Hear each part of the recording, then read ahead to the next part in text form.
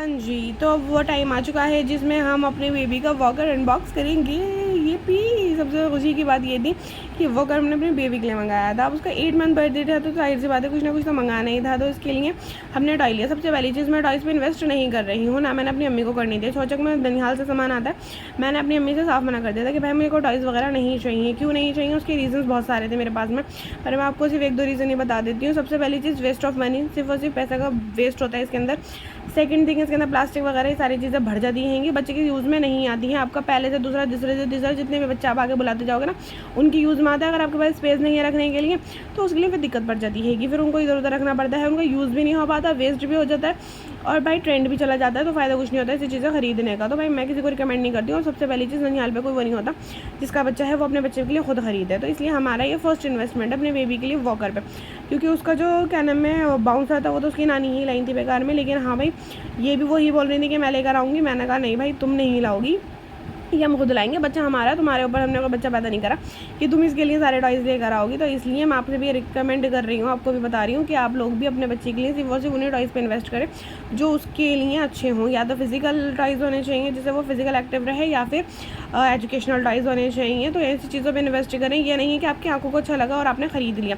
तो ये मुझे फ्लिपकार्ट पर मिला था, मैंने लोकल मार्केट भी गई थी देखने के लिए, वो वीडियो भी मैं आपसे ज़रूर शेयर करूँगी। मैं अपने बच्चे के साथ ही गई थी एक्सप्लोर करने के लिए, लेकिन वहाँ पर भी हमें जो है ना को पसंद नहीं आया। और ये वाला डिट्टो सेम ना 2200 रुपये का मिल रहा था, जबकि ऑनलाइन मुझे ये 960 नहीं 946 कुछ 72 जैसे में मिला, मतलब 1000 के अंडर आया है। और इसकी क्वालिटी वाइज यार इतना बढ़िया है कि मैं इसको ना फुल ऑफ रेटिंग दूंगी, 5 रेटिंग देना चाहती हूँ। अगर ज़्यादा होते हैं ना मैं वो भी दे देती, पर इसकी आने में मुझे बहुत अच्छा लगा। इसकी क्वालिटी भी बहुत अच्छी है, और इसके अंदर ना 2 लेवल हैं। एक तो सीट एडजस्टेबल है, सीट्स के ना 4 लेवल्स हैंगे, और इसकी जो हाइट है वॉकर की उसके 3 लेवल्स हैं। अपने बच्चे के अकॉर्डिंग आप कर सकते हो। ऐसा नहीं है कि आपके बच्चे के पैर ज़मीन पे बिल्कुल घिसट जाएंगे, लग जाएंगे, ऐसा भी नहीं होने वाला, और ऊँचे रहेंगे, ऐसा भी नहीं होने वाला। तो अपने बच्चे की हाइट के अकॉर्डिंग आप सीट भी एडजस्ट कर सकते हो, और इसके वॉकर की हाइट भी एडजस्ट कर सकते हो।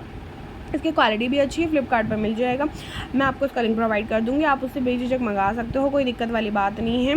दूसरी चीज़, यहाँ पे मैं इसको अच्छे से कर रही थी, तो यहाँ पे जो है ना इसके बब्बा जतेंगे, उन्होंने फिर इसको बाकी का करा, क्योंकि कुछ ज़्यादा टाइट होती है ना चीज़ें, तो मुझसे हो नहीं पाती हैं कि मेरे कुछ पता नहीं फिंगर्स में कुछ दिक्कत सी हो रही है कि शायद से विटामिन डी की वजह से।